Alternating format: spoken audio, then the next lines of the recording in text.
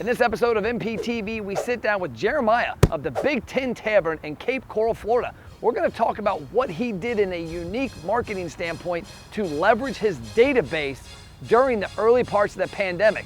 And it's not what you think. It's not specials, it's something a lot different. We're also going to talk about some of the crazy stuff he's done within his text program to actually drive sales. And then we're going to get deep into his why and why this business exists, what he's done with his employees and team during the past 12 months, and also what he's got planned for the future with regards to acquisitions. Let's go inside.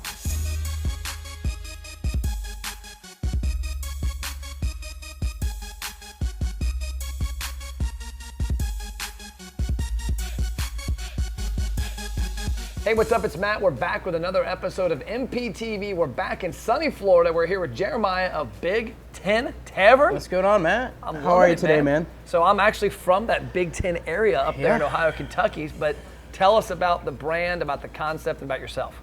All right, so when we started getting going here in Florida, we came around and noticed that everybody from Florida is not from Florida.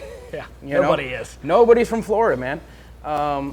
So what we did is we kind of researched the market a little bit and found that 90% of the people are coming from the Midwest area, the Big Ten area, and we started brainstorming on what will attract them people to hear when they go and look in their Google. 90% of people nowadays, the first thing they look for is a restaurant. What am I looking for? Sports. What kind of food, something that relates to them up there in the Midwest. Big Ten Tavern. Yeah, I love it. So that's how we got started with the Big Ten, actually. And what I like about it is when I came in, because where I'm at is on the south side of it, because I'm near Cincinnati. We got Ohio State, and you got Michigan, and I hear a lot of it. And so I was like, literally, what's your squad? And you're like, none of them. And to me, that was great because so many times businesses start something based on their love and their affiliation. Passion. You're like, hey, I saw an opportunity that this would get people from Big Ten country that are down here, either snowbirds or living or retired, in here for that reason. You got to know your market. Yeah. You got to know who you're marketing to. What was your background before? I've always been in culinary arts, so the restaurant industry. I've come from Boston. So I have no affiliation to the Big Ten whatsoever, Like I said, when you come down here and when any business you start, you should do some research on what you're doing. No matter if it's your passion, something that you love doing, research the market area first. See if there's even an opportunity for it, and then what does the opportunity present? Okay. So that's what we did. We came down. I came down. With my partners, they were already in the area. I started talking to them. We got together and said, shit, everybody's from the Midwest. And again, here we are at the Big Ten Tavern. How long have you guys been open at this location? This has been 5 years. 5 years at this location here. And here we are today. Yeah. Made it through COVID. Yep. With a text platform. Yep. Kept us going. We're going to talk about that a little later. You get your customer and clientele base built up. And then, hey, we can't physically talk to each other, but at least now as a restaurant owner, we have an opportunity to get in contact with you, just let you know that we're still thinking about you. Yeah. Even though we can't be together, we're thinking about you. Yeah. So yeah, man, it's been good. Like I said, we're open back up. Here in Florida, we're open 100%. Yeah. So it's been great. We get to see the old faces. Hey, I got your text message in the middle of the summer. Yeah. Cool, man. I got your email. Yeah. I seen your Facebook post. So you kept that connection that whole time with them, which was nice. So going back to that, and you're not a client of ours, so he's not a client of ours using something else. Not at the moment. Not at the moment. You've got a cool program you're using, and I can appreciate that you're taking the effort to get people's information because when COVID hit, we had a back of our company. We didn't have the back end where we did all the text and email. We gave them the information, said have fun with it, and I kind of knew a lot of them weren't using it correctly, but we weren't structured to do it. When the pandemic hit, I told our team, I said, guys, we're going to have to suck it up. The next 3 months, we're going to be working for free for a lot of clients and helping them talk to their customers because we've done the hard part. We've built up a database of 5, 10, 15,000 people that know, like, and trust that brand. The only way they're going to survive April, May, June, July, August is by being able to invite people, tell them about third party, tell them about curbside. Right. How did you leverage the database? Because you had that in place before then. Did that help, and how did you leverage it? Yeah, I mean, honestly, when the pandemic hit, nobody knew. Yeah. You know, nobody knew what were we gonna do. If you weren't prepared for it, no, we weren't even prepared for it. Luckily, we were prepared subconsciously because we had a database with everybody built in. So now we had to become creative, and how were we gonna draw these people, keep their attention? We did get a shutdown for a short period of time where, we couldn't even serve food. And, but we just had to let them know, hey, we're thinking of you. What we actually did here at the restaurant is we reached out to the community, found where they were doing COVID testing. We went to the fire departments, we went to the hospitals, and just gave them food. Our food was going to go bad in the back anyway, man. Yeah. We're shut down. Yeah. What are we going to do with it? Let it spoil? Yep. No, we helped our employees that needed food first. Okay. Because we took care of our employees. We fed them and let them run through the cooler. You need eggs, you need this, take what you need, but leave some for the next person. And whatever we had left over, we went out and donated to the police, the fire. Then my vendors, the frontline workers, then my vendors came to me and said, hey, we got all this food. Yeah. It's going to go bad. I'm selling lettuce for a penny. Do you want to buy it? Yep. Man, I bought even more. That's awesome. And then I'm buying it for pennies, man. I just donated it back, and the news caught wind, and it would just keep on marketing it. Let people know you're in the community, doing good, helping. Just keep that constant contact with them. Be in their face kind of thing, And so we survived. We opened back up, and then with the text platform, we would throw out deals. Hey, we got 4 dinners for $25. You can feed your whole family. We'll give you the drinks for free. Yep. Just trying to stay involved enough to make it by. Yeah. Just to keep our presence there. Let them know, hey, we're going to try to work this through with you guys because we're all in this together. I started a t-shirt campaign with my partner. Okay. Basically, anybody, since we're here in sunny Florida, there was so many snowbirds that had gone back to their own part of the United States. But they love us. How are we going to get to them? Well, we did tips for t-shirts for our bartenders. I like that. So you give us $20, you get a t-shirt, and 10 of it's going to go to our bartenders and our staff. And you texted that out. And you text that out. And so you called in, you bought a t-shirt, or you text in, emailed in one way through the platform and came back, and helped our bartenders, even if you weren't in our state. Yeah. At the same time, And we had people just reaching out, giving donations to the bartenders because we built that up. And,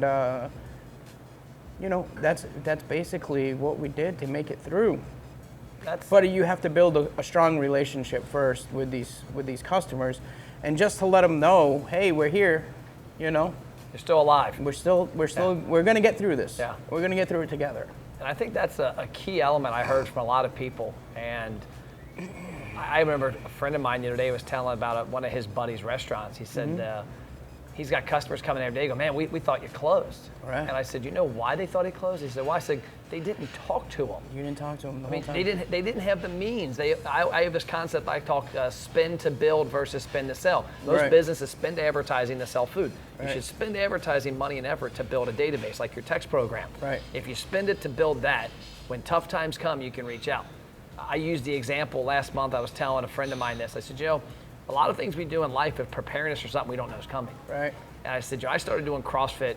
Now I'm part owner of a gym, but I started doing CrossFit like 10 years ago. And I'll never forget, about 4 years in, it helped make me stronger, helped me make me a better person. But I remember I went and bought these. This is nice. This is how dumb I am when it comes to landscaping. I went and bought these railroad ties to put around our pool, make a little wall. Right. They got loaded with a forklift. That should have been a key that they're heavy. Yeah. They're 250 pounds a piece. So if you ever go to Home Depot and buy railroad ties, they're 250 pounds. So I was like, holy crap. Well, I remember getting there and I'm looking at these and I'm like, I got this. I strapped a tie-down strap, put it around my shoulders, drug them. Right. I remember getting done. I was like, man, 20 railroad ties. Yeah. And it didn't kill me. Right. But had I not been doing CrossFit the prior 4 years, I was accidentally preparing myself for something. And it's the same with the database, is that you were building this database to help work on your business, drive sales weekly, do things. Yep. But when COVID hit, you had the secret weapon and you used it by doing things that weren't me, that were community, that were your team, Right. and then when it came time to say, hey, we're open, come get food, you had it. Right. Absolutely.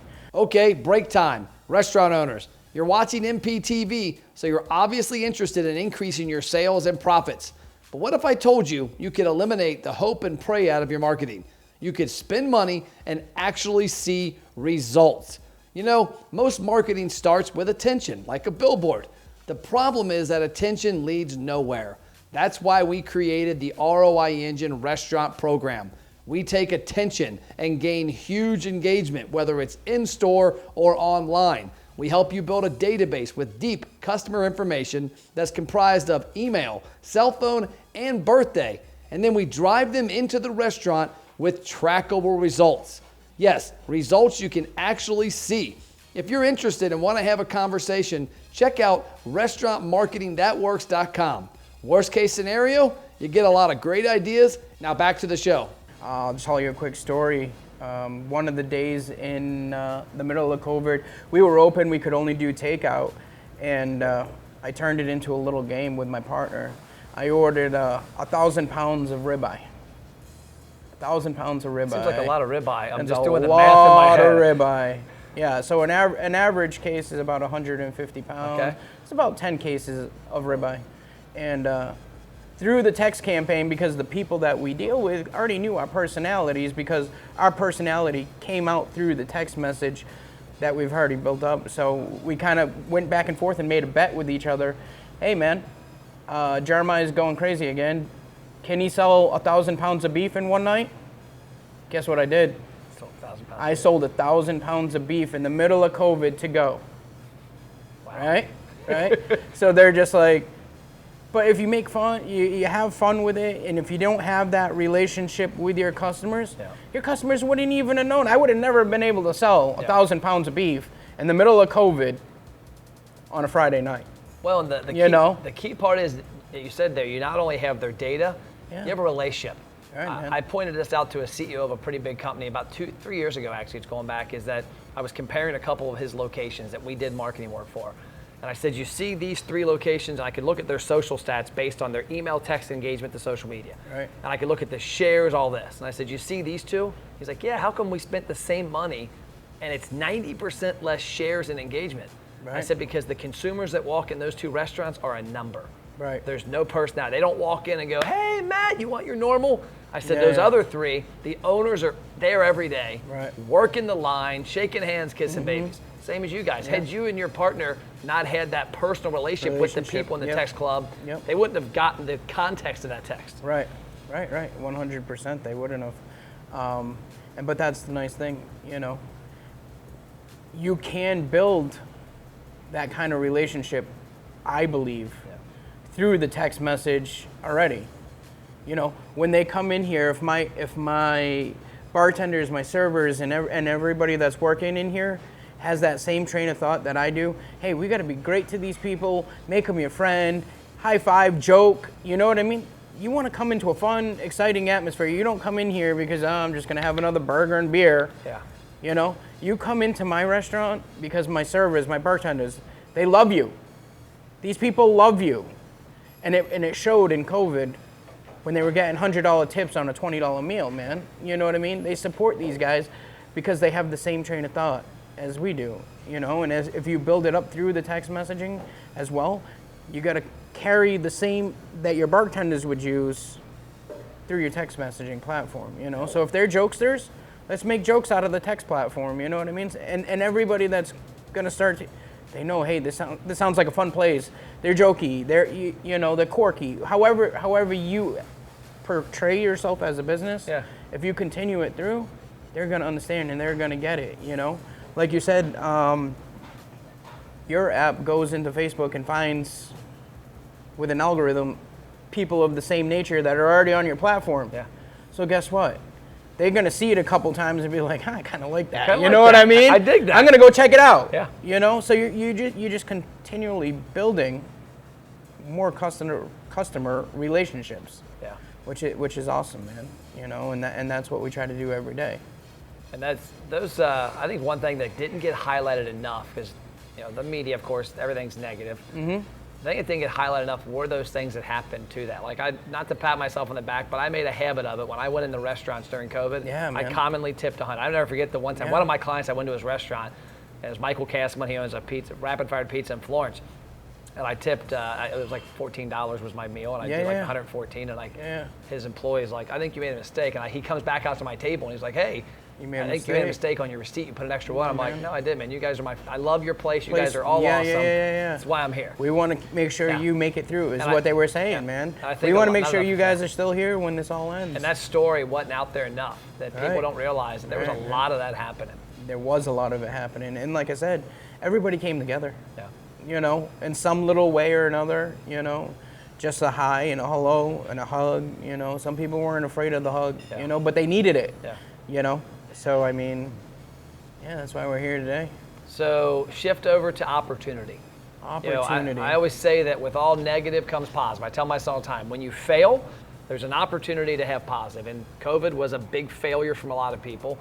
And when I look at last year, there's a lot of restaurants. I think I saw the number 40% of restaurants have went out of business, 25 to 30% of those the first couple months because they just weren't prepared for a downturn. Yeah, they weren't.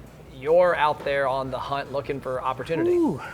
Yeah, I mean, I never like to take part on somebody's misfortune, but unfortunately a lot of people had it, you know, and the industry still needs us.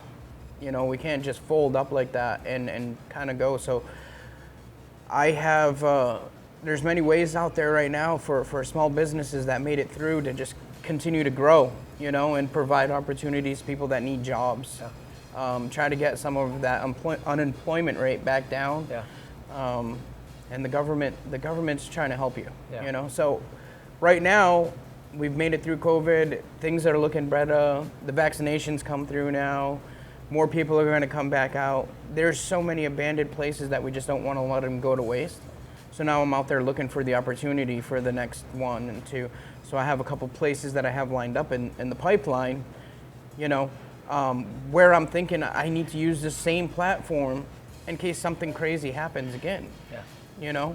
And what it's going to do is it's going to build a clientele base for me once again.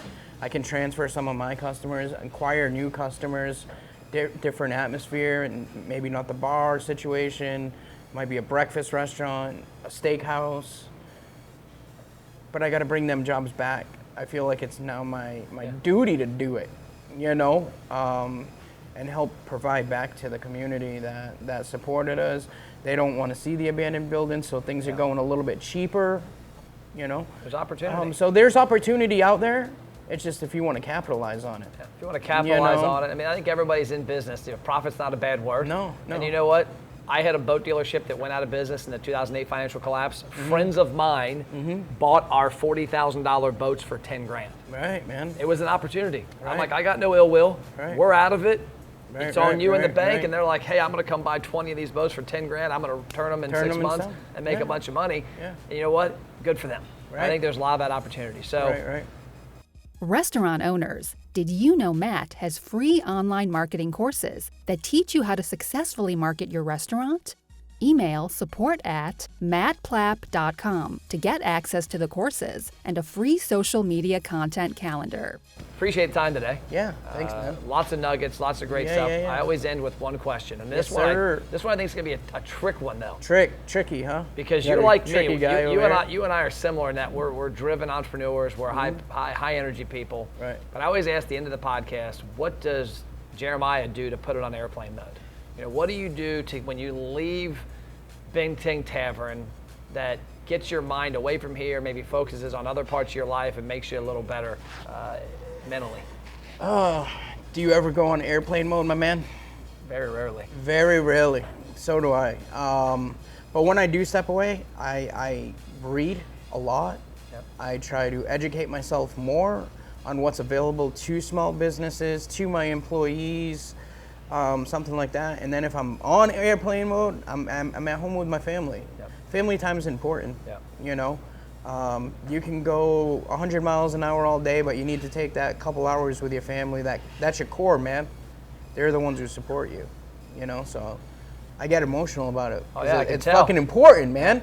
you know, and shit, when I see my daughters and my kids, ain't nothing better than that. I agree. That's why we're out here doing this. This is why I grind so hard, is so that they see that hard work will get you where you want to go, man. Yep. That's it. I love it. Honestly, dude. Well, cool. I appreciate it. Sucks that I'm emotional. It Hey, doesn't suck, but it's real. It's real life. Now we're all there. They're important to me, dude. Yeah. You know, and we made it through. Made it through. You're know? leading by example. You're Yeah. leading in your community. Your team sees it. Your family Yeah. sees it, and Yeah. it's apparent people here are going to see it. Yeah, sure. Appreciate your time. Thank you, man. There we It's go. great seeing you, man. Another episode Thank of you, guys. MPTV. If you're ever down here in the Fort Myers area, check out Big 10 Tavern. Maybe with the new acquisition, you'll have like a Big 12 Tavern Oh, down yeah. the street. Hey, who knows? We'll see you Yeah. next episode. Thanks, guys.